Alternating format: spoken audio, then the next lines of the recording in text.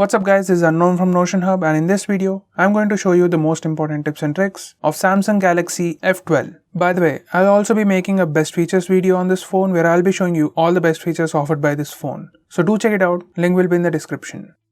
Now with that said, let's start with navigation gestures. Once you enable this, you can swipe up to go home, swipe up and hold for recent apps, swipe from left or right to go back. You can swipe up diagonally from bottom left or right corner for Google Assistant. You can also swipe on the bottom to switch between apps. Next we have split screen mode. This is how you can enable split screen mode. Go to recent apps page, tap on app icon and then select split screen. This will open the current app in split screen. And from the bottom you can select another app. Now this is how you can enable pop-up view. Go to recent apps page, tap on app icon and select pop-up view. And the app will open in small window. Now you can resize the app, select its transparency, minimize it to a bubble, maximize it, and you can also close it.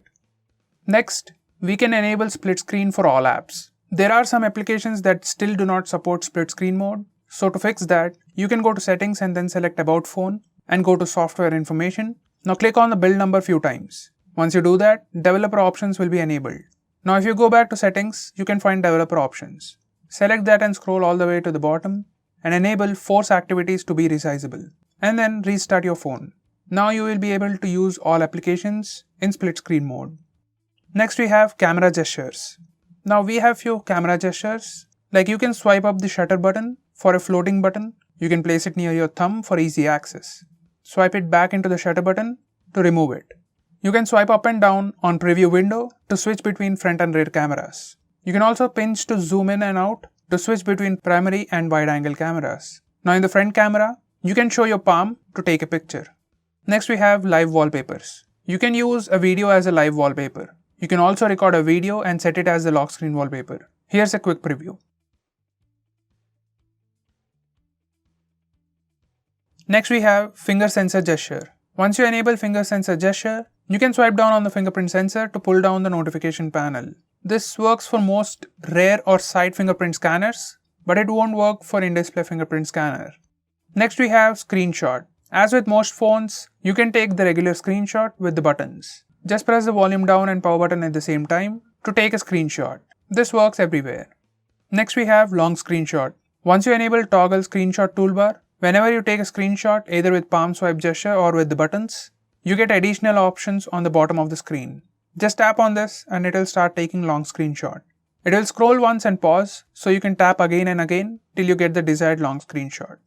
Next we have maximum power saving mode. If you have critically low battery, you can turn this on and it limits the CPU usage, enables dark mode and does everything to reduce battery consumption. Now you can use the phone for very long time.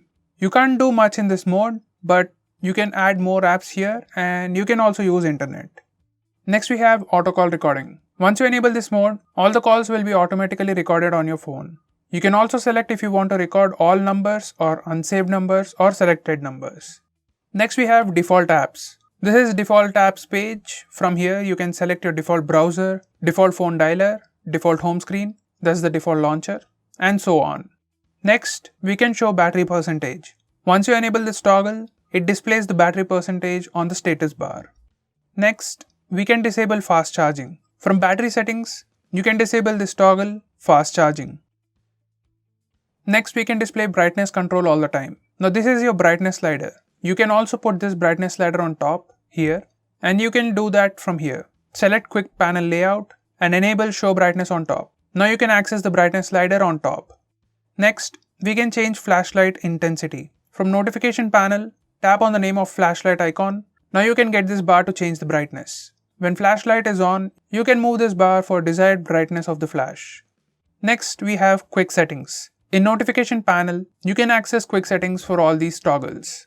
You can change sound profiles, change flashlight intensity, change blue light intensity, change auto rotate options, change Bluetooth options, and change Wi-Fi network directly from the notification toggles.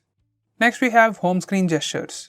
Now these are for notification bar. When you swipe down using a single finger on the status bar, you get the quick notification toggles and then notifications. Now if you do the same thing with two fingers, you directly go to the notification toggle area. Next we also have some tweaks for home screen. You can swipe up and down and it shows your app drawer by default. and you can change swipe down gesture to notification. Now when you swipe down on home screen, it will bring down the notification panel. We can also hide apps. Next, we can hide camera cutout. Once you enable this hide camera cutout, the notch area is covered with black bar and the notch is pretty much hidden.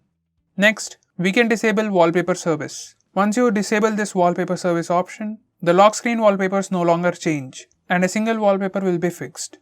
Next we have side key feature. You have quick shortcut. We can double press power button to quickly open the camera application. Or else you can also open your favorite application.